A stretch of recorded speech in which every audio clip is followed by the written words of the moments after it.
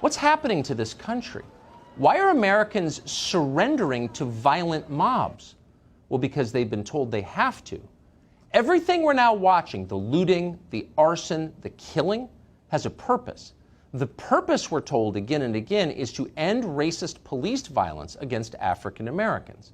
We are told that that is the single greatest scourge in this country.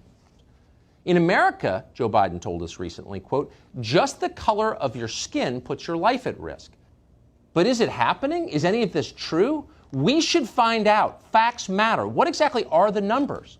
Since 2015, the Washington Post has maintained a comprehensive database of fatal police shootings in this country. Last year, the Post logged a total of 1,004 killings. Of the 802 shootings in which the race of the police officer and the suspect was noted, 371 of those killed were white, 236 were black. The vast majority of those killed were not, in fact, unarmed. The vast majority were armed, and African American suspects were significantly more likely to have a deadly weapon than white suspects. Yet more white suspects were killed.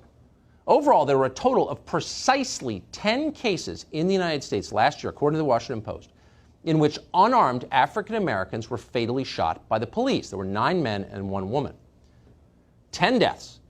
In 5 deaths, an officer was attacked just before the shooting occurred. That is not disputed. 1 allegedly was an accident. That leaves a total of 4 deaths during a pursuit or in a standoff. So out of 4, in 2 of those cases, in fully half, the officer was criminally charged. Is it possible that more of these officers should have been charged? Of course it's possible.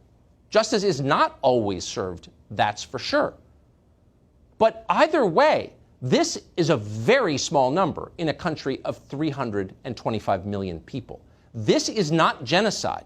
It's not even close to genocide. It is laughable to suggest it is. In fact, the number of police killings is dropping. In 2015, during Barack Obama's presidency, 38 unarmed black Americans and 32 whites were slain by police. Overall totals have fallen since then, and they have fallen far more dramatically for African American men. Last year was the safest year for unarmed suspects since the Washington Post began tracking police shootings. It was the safest year for both white and black suspects. At the same time, this country remains a dangerous place for police officers. 48 of them were murdered in 2019, according to FBI data. That's more than the number of unarmed suspects killed of all races.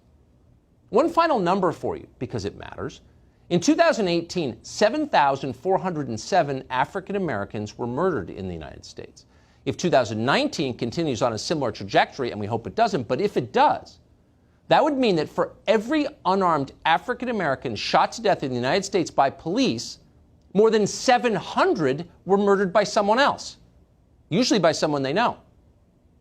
Again, those are the facts. They are not in dispute. Are African Americans being hunted, as Joy Reid recklessly claimed on MSNBC recently? Or is something else happening?